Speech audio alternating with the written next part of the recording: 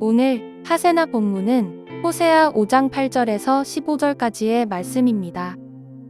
기브아에서 전쟁을 알리는 나팔을 불어라.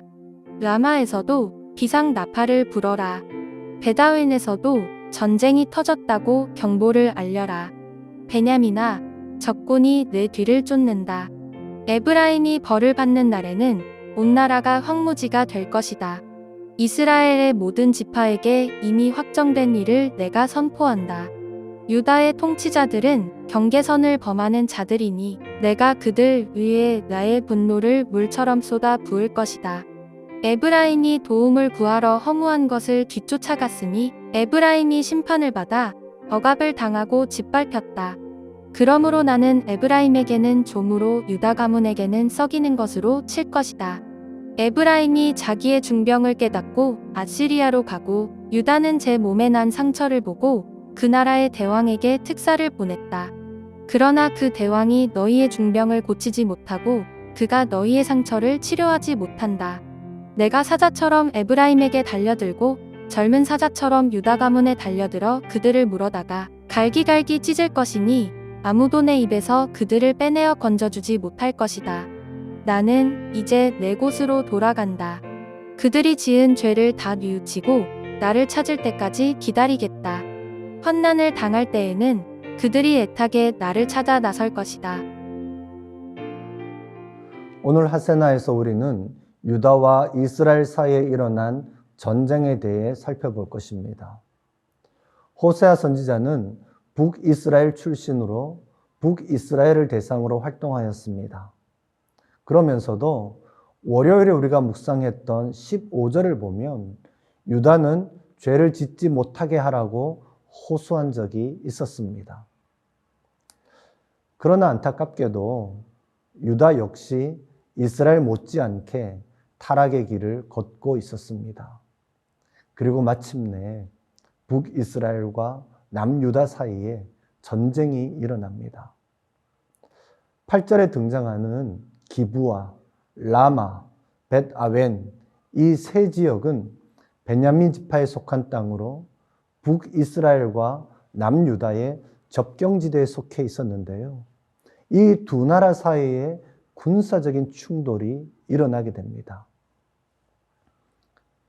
그 결과로 에브라임, 즉 이스라엘이 벌을 받게 되고 나라가 황폐하게 될 것입니다. 이것은 이미 확정된 일이라고 말합니다. 이어지는 구절을 보면 유다가 이스라엘을 쳐서 전쟁을 일으킨 것으로 보입니다. 10절을 보면 유다의 통치자들은 경계선을 범하는 자들이라고 말하는데요.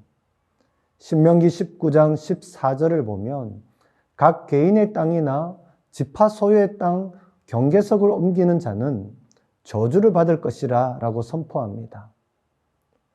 오늘 유다는 바로 그 죄를 공공연하게 범하고 있는 것입니다.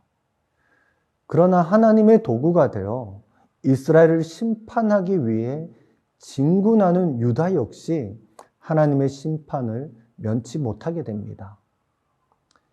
10절 하반절에 내가 그들 위해 나의 분노를 물처럼 쏟아 부을 것이다 라는 것이죠. 에브라임은 심판을 받았습니다. 억압을 당하고 짓밟혔습니다. 유다 역시 동일한 심판을 받게 됩니다. 그러면 왜 에브라임이 이 이스라엘이 유다에 의해 짓밟히게 되는 것일까요?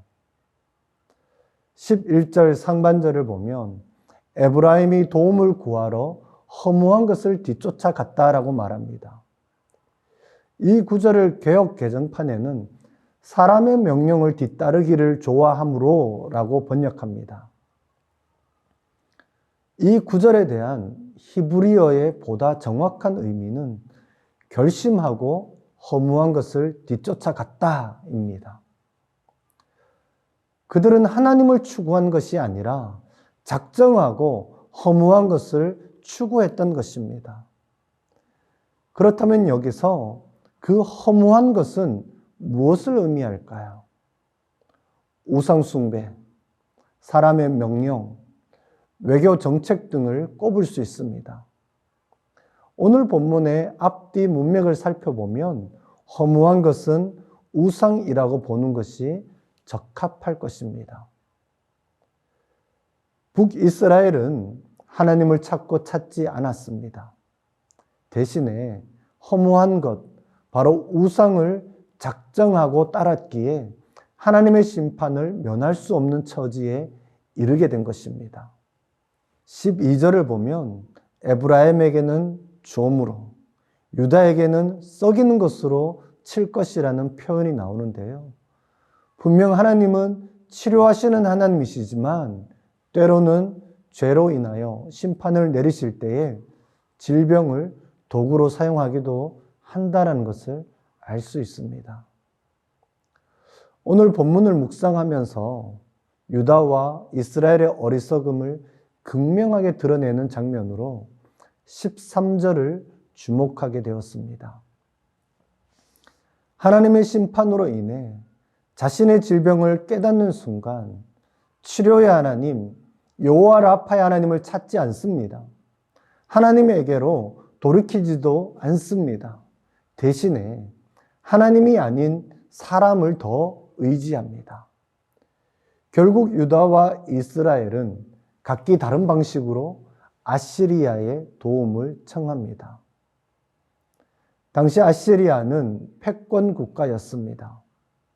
가장 강력한 나라였기에 아시리아의 도움을 청하지만 이것은 가장 어리석은 선택이었습니다. 지금 유다와 이스라엘의 질병은 하나님께로 말미암는 것입니다. 그렇다면 치유를 위해서는 하나님에게 나아가야 하는데 그렇게 하지 않고 사람을 찾습니다. 인간적인 힘과 권력을 찾습니다. 유다와 이스라엘의 어리석음은 자신들의 내부적인 갈등에 이방 국가를 끌어들였다라는 것입니다. 그렇게 함으로 철저하게 하나님을 무시했습니다. 그 결과로 하나님께서는 젊은 사자처럼 그들을 물어서 갈기갈기 찢을 것이라고 말합니다.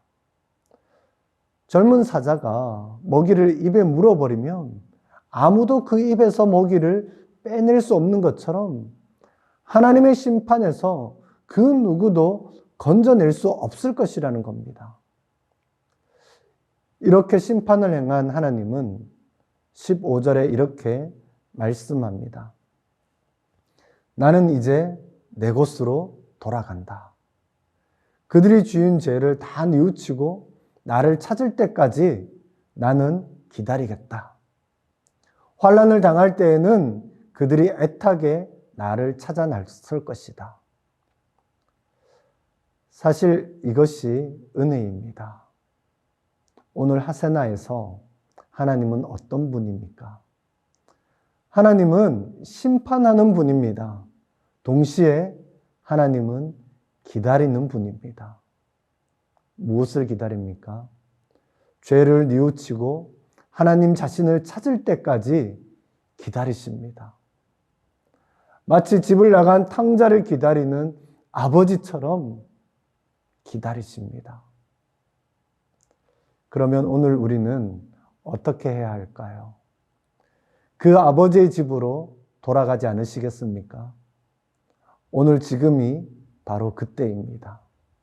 지금 이 순간에도 하나님은 우리를 기다리고 계십니다. 오늘의 하시조는 가족들과 하세나 하시조 나눔을 하는 것입니다. 말씀과 적용을 통해 받은 은혜를 나누며 그 은혜가 배가 되어지는 것을 가족들과 함께 경험해 보시기 바랍니다. 그럼 오늘의 하시조 함께 하시죠.